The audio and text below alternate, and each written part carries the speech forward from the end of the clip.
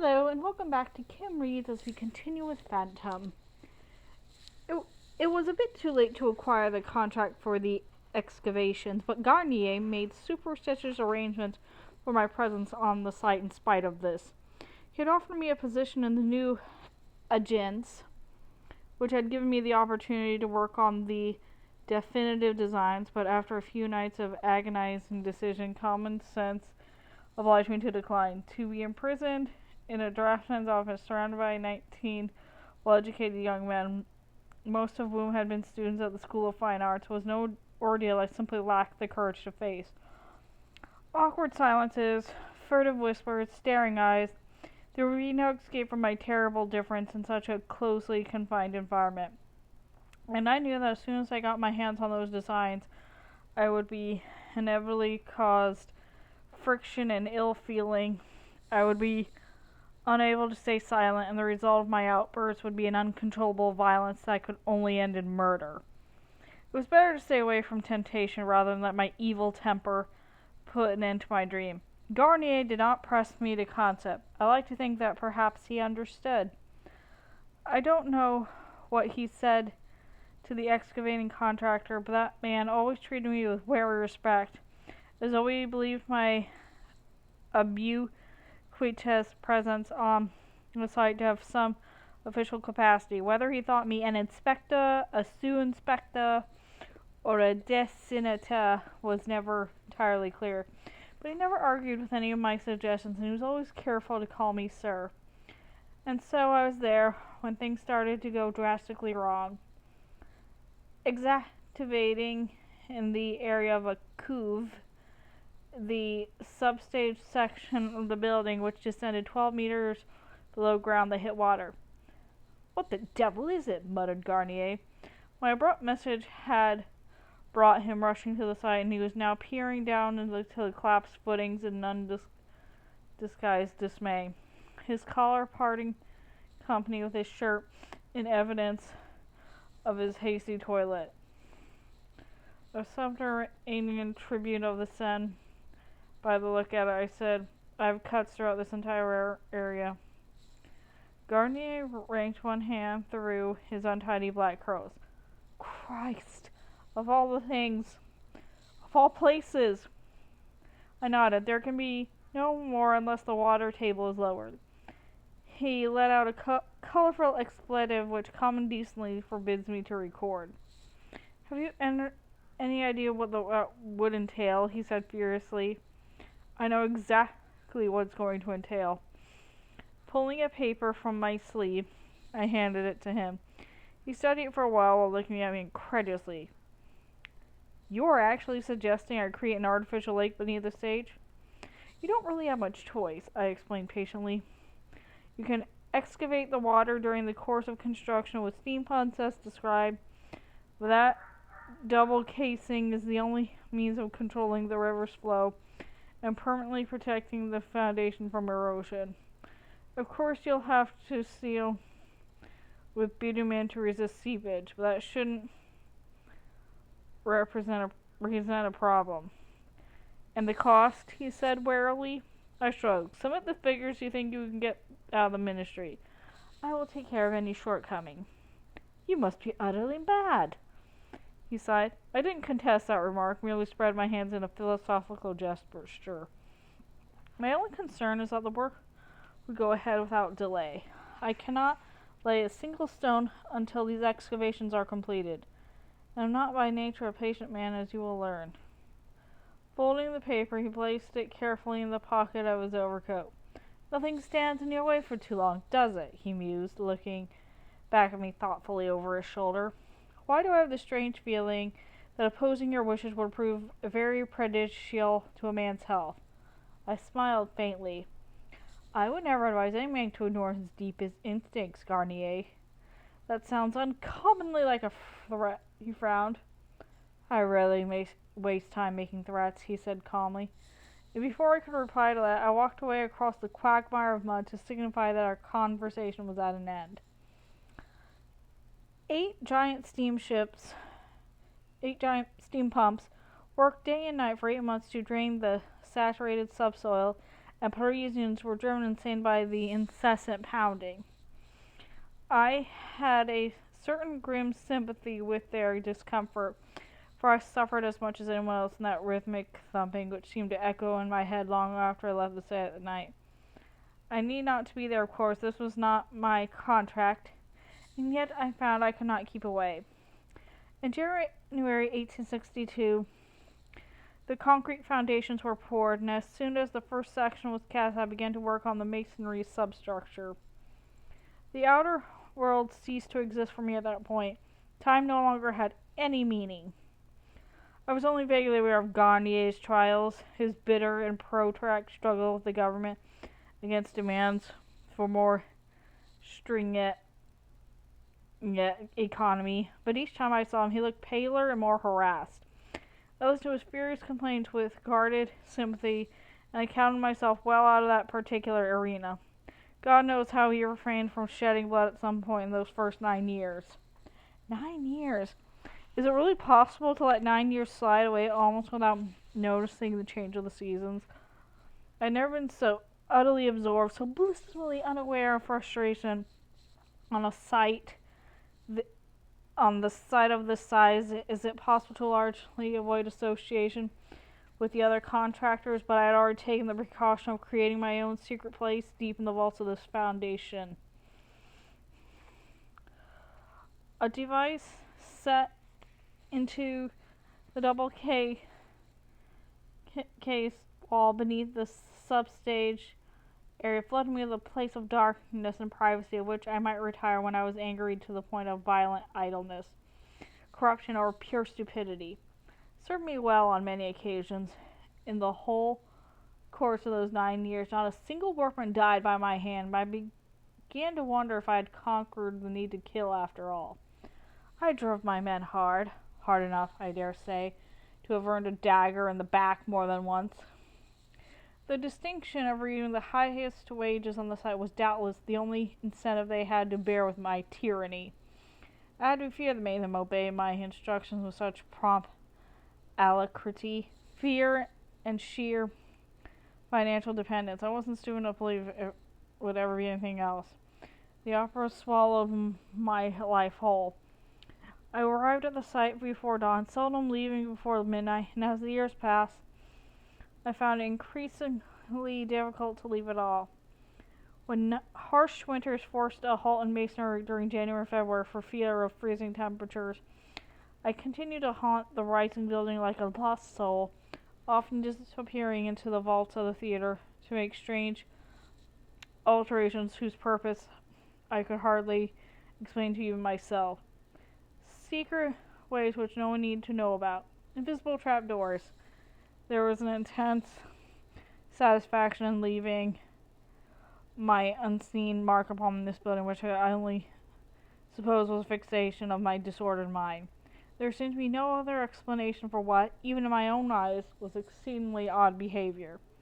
My life was measured out in meters, and each meter was a mental milestone, a little thrill of achievement, as I watched the awesome mausoleum reach toward the sky. Monolithic Ravier limestone shafts in the main facade, 16 columns of red Durostone, 12 of rose granite, 30 of Saracolan marble. There was no end to the wonder of touch that now lay beneath my fingers, and I wandered through the edifice each night like the Shah and his harem, bestowing my caress with wearing imperative, lest one lovely column should feel jealous or neglected. I was glutted with beauty, satiated and contented by excess beyond my wilderness, beyond my wildest dreams. The sight of the giant Corinthian columns that support the arches of the auditorium done made me feel like a druid priest at Stonehenge. Garnier, on the other hand, must now have felt like the sacrificial sheep on the block. Year by year, my pity for the man grew stronger as he battled through personal tragedy, the death of his only child, being swiftly followed by the death of his father, and fought like a stag at bay to preserve the integrity of his dream. Twice in succession, the government axed 1 million francs from the opera's credit budget. By March 1967, the project was 500,000 francs in debt, and Garnier was at his wits' end. You were right, he told me in despair one evening. Right in all you predicted. I should have trained as a gladiator, not as an architect. I don't suppose you have 2 million francs about you, do you, Erik? I laughed and accepted the hip flask of brandy which he offered to me. Not the first he had round his evening by the look of him, poor devil, not by a long way. If I had, you should have had it gladly, I said. Yes, I know, he said, screwing the top back on the flask with unsteady fingers. Why aren't you the Emperor, Erik? Why the hell aren't you the Emperor? I can only assume that he was drunk too much to know what was doing, for I existed at the dark and silent building. Before he broke his neck on dangerous construction debris, he suddenly flung one arm around my shoulder with rough camaraderie. If they ever make you Emperor, he said aggressively, I'll be the first one out in the street throwing my bloody cap in the air. I got him a cab, since he was clearly too far gone to get home alone in any safety, and he wrung my hand hard for a moment before getting in something on the back seat. You'd have to be a damn good Emperor, he said in a maudlin tone. Do you know that, Erik? A damn good Emperor. Yes, he did not normally indulge, but he was very, very drunk that night.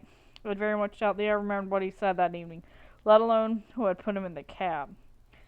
A guarded respect had grown between us over the years, preventing the clash of our volatile personalities, which on first glance might seem inevitable. Garnier had a true spectator temper when roused, and the restraint he managed to employ when dealing with government idiots never ceased to amaze me. He didn't care what he did to keep blood flowing into the opera coffers. He would thump a war drum or grovel like a spaniel. Whatever was required, and I admired that more than I could say. I too would have fought like a tiger, but I could not have begged. My stiff-necked pride would have been the cord which strangled the opera in its birth canal. We were astonishingly patient with one another, as though we both understood what it's to our own minds that were seasonally and painfully awake. We shared our rage for perfection and an imagination that was in constant ferment. And so the third evening in September 1870, when he came to the opera and he found me working alone without the mask, I felt curiously calm and indifferent toward a discovery which normally filled me with mortified fury. He looked at me with shocked surprise, but he had the grace not to stare, and I felt I could forgive him that the first moment of paralyzed wonder. To be perfectly honest, he was no oil painting himself. I had seen his singular features rather unkindly caricatured in the popular press more than once. The angular face ravaged with lines of worry and intermittent health. The eyes deep set beneath a curiously flattened skull. Perhaps it helped that he was ugly. Perhaps I could simply too exhausted for violence. But at any rate, I felt no inclination to kill him for this outrage. He came calmly across the scaffolding that surrounded the inner auditorium cupola structure and examined the area on which I was working with approval. I don't know how you can see this abysmal light, he remarked. You must have the eyes of a cat. I said nothing. He was dressed for dinner, and no doubt his wife, Louise, was fuming in their carriage at this very moment, waiting to go home. Surely he would not linger now. I'm building an opera house, he said quietly. You, on the other hand, my friend, seemed quite determined to turn it into a tomb. I turned at him in surprise, and he spread his hand in an expressive Gallic gesture. Your men say that you're killing myself. I laughed heartily. You mean they hope I'm killing myself? He shook his head slowly. The little Bernard fellow is very anxious. He begged me this morning to speak to you because he dare not do it himself. Jules, I frowned as I considered this unexpected information. The man had 7 children out to feed and educate. Madame Bernard seemed to conceive every time her husband hung up his trousers. On reflection, I suppose it was perfectly natural that the man be anxious of the source of his livelihood. Surely he hadn't dared to tell Garnier about the morphine. 20 hours a day, continued Garnier slowly. Have you no home to go to, Erik? Still, I was silent, thinking of the dozen apartments Jewel had rented for me since I began to bring up the opera. Each time the pattern had been similar. First the anonymous, abusive letters, then the wanton, unprovoked damage, and finally the aggressive blow or nervous tap of the proprietor on my door. Please try to understand, monsieur. The other tenants have begun to complain. I never argued or protested, simply left with weary resignation before the violence began. I already saw there was no point in purchasing a property at Hussman's wildly inflated prices. It would not solve my predicament. Besides, I needed to husband my resources. My financial commitments were considerable, and my capital was dwindling rapidly. I was no longer the enormously wealthy man that I had been 10 years ago. The opera and Jewel's rapidly increasing family of hungry, ignorant little rabbits had been seen to that. Each time I was hounded from flat, my next residence was in an area a little less elegant, a little less respectable, until I found myself once more on the edge of the city among the poor. In consequence, I began to work for longer and longer hours at the opera, dreading the moments when I should return to those dingy and dangerous streets. The opera is my home, I observed with flippancy that did not quite conceal the grim truth of my statement. Garnier looked at me steadily, and there was an odd sort of pity in his voice. Not for much longer, I'm afraid, he said. 9 years of self-restraint exploded in my head like a barrel of gunpowder. In a moment, I had him by the throat, and we had lurched dangerously close to the edge of the scaffolding. What are you talking about? You gave your word I should finish this work. You won't go back on it now and live, I promised you. I flung on the plank floor, and there he remained a moment, tapping my finger his neck. There is no need for violent anger, he said. I assure you, this has nothing whatsoever to do with me. What then? I demanded rudely. Explain yourself. He sighed and sat back upon his heels, brushing the white dust from his immaculate black trousers. I suppose you are aware that war with Prussia? Of course I'm aware of it, you idiot. Who isn't? He gave a little shrug. Sometimes I feel you're not quite in the same world as the rest of us. The talk is all over Paris that the Emperor surrendered at Sedan yesterday. The public fury at his failure is almost uncontainable. The boulevards are full of crowd shouting, "Down with the Empire!" Can you hear the road outside? They say we'll be in another revolution in the next 24 hours. The Emperor is a very sick man, I said grimly. They had no business sending him out to the war as they did when he could barely sit in a horse. Garnier glanced at me in surprise. You must be the only man in France who remembers that now. There's no compassion in the streets today. There never is, I said, and turned back to our work. Erik, there's something more.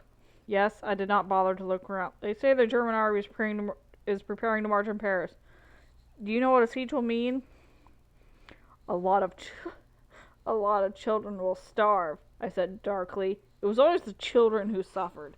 The children and the animals. Yes, said Garnier with a touch of impertinence. But have you thought of what it would mean for us? For the opera? I swung around in horror again. He spread his hands helplessly. It's a government building and will be relinquished for the war effort. All work will automatically be suspended for an indefinite period. God knows when we'll be able to work on it again, or even if the building will survive the German shells. Erik, do you understand what I am saying? I understood that men, rash, stupid, mindless, were about to take my sacred trust away from me. Paris would be shelled by Bismarck's great German war machine, and 9 years of ceaseless labor might be ruined in as many as seconds. I picked up the mask and swung down from the scaffold in stony silence. Erik! Garnier shouted in alarm, peering after me in the poor light of my lanterns. Where are you going? As far away from men as I can get, I spat viciously. There was only one way for me to go, and that was down, down, down, into the bottomless reaches where no one went now, down in the endless flights of stairs to the 5th basement and my secret place beyond the lake. With the great stone closed behind me, shutting down the cavernous expanse of the founding double casing, My single candle lit a moment of stunning revelation. I suddenly realized I had spent my entire life searching for one place where I would feel at peace, somewhere to rest and save me from prying eyes. Once I had known such a place. The first year I had spent in Giovanni's cellar, nestled snugly like a young animal in its nest, I had touched a security and happiness that I had been unable to find again. No matter where I wandered, as long as Giovanni was there above me, like God in his heaven, I knew I was safe. Boys all over the world learned to call their father sir. It was a mark of respect at which no one denies affection. But in my heart, he will always father, always. Until the day Luciana came and broke my life into little pieces. I closed my mind against them. The pain was more than 25 years old. It was weak and contemptible to be unmanned by it again. They were both dead and gone. Forget them. Let it go. And yet I found I was remembering the cellar with desperate yearning. Surely it would be possible to recapture that sense of well-being and contentment, and if only I could recreate the environment in which I had first experienced those alien and elusive feelings. If I made a nest of my own deep beneath the Parisian streets, no one need ever find me again. There would be no snickering, no ugly shouts, no stones thrown, and no knives drawn. There would be no one. Yes, that was a true revelation. The sudden understanding that I no longer wanted anyone, that I was weary of struggling to exist in a world that I could never belong.